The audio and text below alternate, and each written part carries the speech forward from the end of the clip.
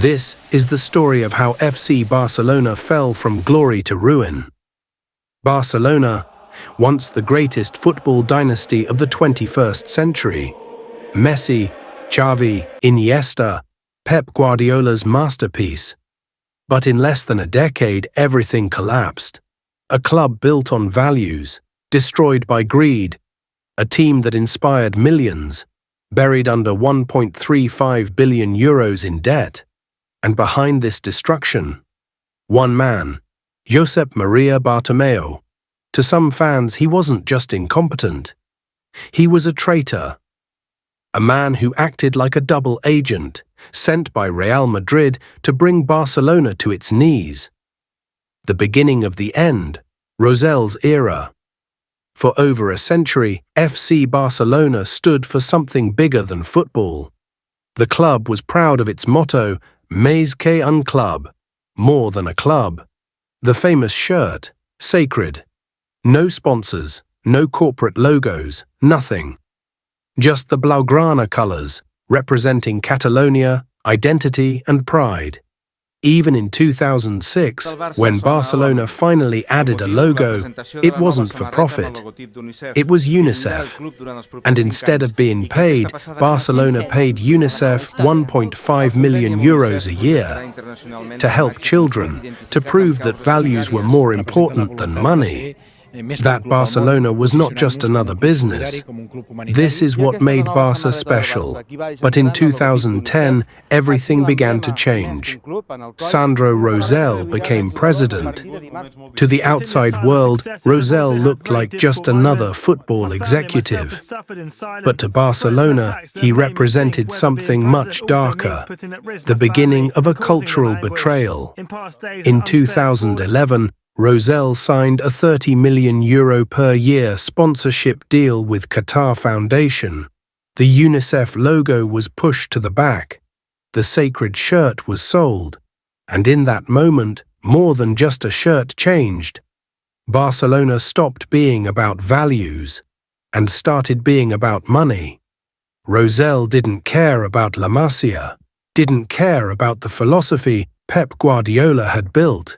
Didn't care about protecting the club's soul. He cared about power and profit. What Rosell planted in 2010 would grow into the seeds of disaster. The Neymar scandal 2013. Barcelona shocked the world. They signed Neymar, the most exciting Brazilian talent since Ronaldinho. The club announced the fee as €57 million. Fans celebrated. It seemed like a new superstar had arrived to carry Barca into the future. But the truth was much darker. Investigations revealed the real cost was €86 million. Hidden payments, secret contracts. Millions funneled to Neymar's family. This wasn't just a transfer, it was corruption. It was lies. When the truth came out, chaos followed. Fans felt betrayed. The Spanish authorities launched investigations. And Rosell, he was forced to resign in 2014. But if fans thought this nightmare was over, they were wrong. Because Rosell's closest ally was ready to take control. His name was Josep Maria Bartomeu, and under him, things were about to get so much worse. Bartomeu's rise and the illusion of success. When Sandro Rosell was forced to resign in disgrace, Josep Maria Bartomeu slid into power. At first, it seemed like nothing had changed. In fact, it looked like things had never been better.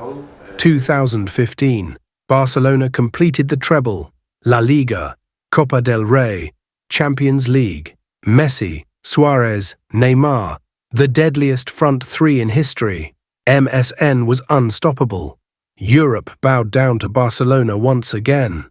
And Bartomeu, he looked like a genius. He promised stability. He promised more glory. He promised that Barcelona's future was safe in his hands. But behind the celebrations, something dangerous was happening.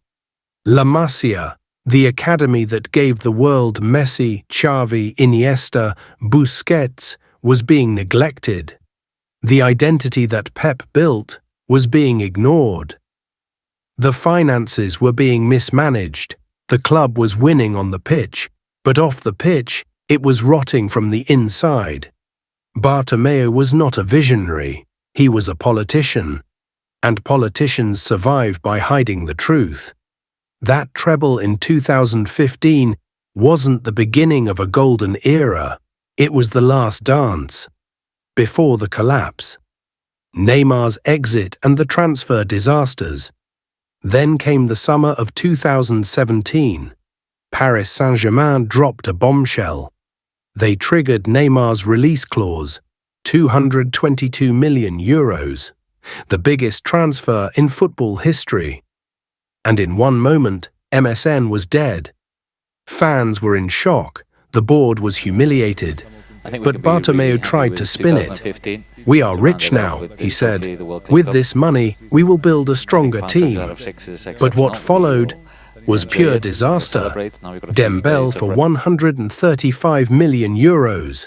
Injured, inconsistent. A gamble that never paid off. Coutinho for €160 million. A record signing, who failed so badly that he ended up scoring against Barcelona for Bayern in the infamous 8-2 humiliation.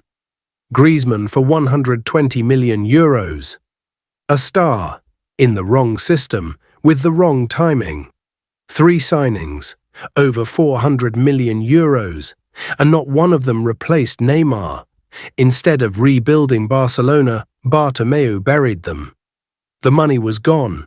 The team was weaker. And Messi, he was watching everything he had built collapse in front of his eyes. Messi's heartbreak and the 8-2 humiliation. By 2019, the cracks were no longer cracks. They were earthquakes. Barcelona's Champions League failures had already begun to haunt them.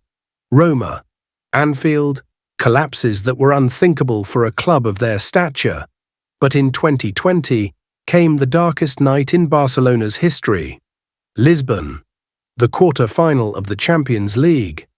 Bayern Munich versus Barcelona. What happened next is something football fans will never forget. 8-2. Barcelona, the team of Cruyff, of Guardiola, of Messi, were humiliated on the biggest stage of all. Destroyed, embarrassed, shattered. Messi stood there, helpless. The greatest player in history, reduced to a spectator, watching his own club get torn apart. For years he had carried Barcelona on his back. For years he had saved them from disaster. But even Messi couldn't stop this collapse. When he looked around him, he didn't see Xavi and Iniesta anymore. He didn't see leaders. He didn't see hope. He saw chaos. He saw Bartomeu's failure. He saw a dream turning into a nightmare.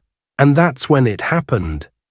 Messi, the man who once said he would never leave Barcelona, handed in a transfer request. The unthinkable had become reality. Messi no longer trusted the club he gave his life to. Financial ruin and the final collapse. But Bartomeu wasn't finished destroying Barcelona yet. Years of reckless spending, corruption and mismanagement had left the club drowning in debt. Over €1 billion in the red. The richest club in the world was now one of the poorest. Players were earning astronomical wages. Contracts that made no sense. Deals signed not for football, but for politics. And when the pandemic hit in 2020, the truth was exposed. Barcelona couldn't even pay their own players. They were begging stars to take salary cuts just to survive. Bartomeu had turned a footballing empire into a financial disaster. And the ultimate tragedy, Barcelona could not afford to keep Lionel Messi. In August 2021, the news broke. Messi was leaving Barcelona. Not because he wanted to, not because the fans turned against him, but because the club, his club, simply couldn't pay him anymore. Tears filled Messi's eyes in his farewell press conference. A legend betrayed, a love story cut short, an era ended. And that's how the downfall of Barcelona was complete. From the heights of Pep Guardiola to the humiliation of 8-2. From the beauty of La Masia to the debt of over €1 billion. From Messi's rise to Messi's tears. This is not just the story of a football club. It is the story of how greed, corruption, and betrayal destroyed one of the greatest dynasties in football history. Rebuilding Barcelona. But Barcelona's story doesn't end in tragedy, because football always finds a way to heal. After Bartomeu's resignation, Joan Laporta returned as president. The man who once oversaw the golden era was back to fix the ruins. And his first mission was clear: rebuild Barcelona from the ground up. With no money to spend, Barca turned back to their roots. La Masia, the academy that once gave them Messi, Xavi, and Iniesta. Now it was time for the next generation: Pedri, Gavi, Fermin Lopez, Marc Casado, Pau Cubarsí, Alejandro Balde, Lamine Yamal. Names that carried not only talent, but also hope. At the same time, the club had to make difficult decisions. Veterans were released, contracts were terminated, the wage bill was slashed. Barcelona were no longer the hunters of world-class talent. They were survivors, fighting just to stay alive. But slowly, painfully, the rebuild began to show results. In 2023, under Xavi Hernandez, Barcelona reclaimed La Liga. Not with the magic of tiki-taka, but with grit, defense, and a new mentality. For the first time in years, the Camp Nou believed again. It wasn't perfect. The Champions League still brought heartbreak. And the financial troubles still hovered like a storm. But there was something new in the air, something that had been missing for too long. Hope. And then came the Hansi Flick era.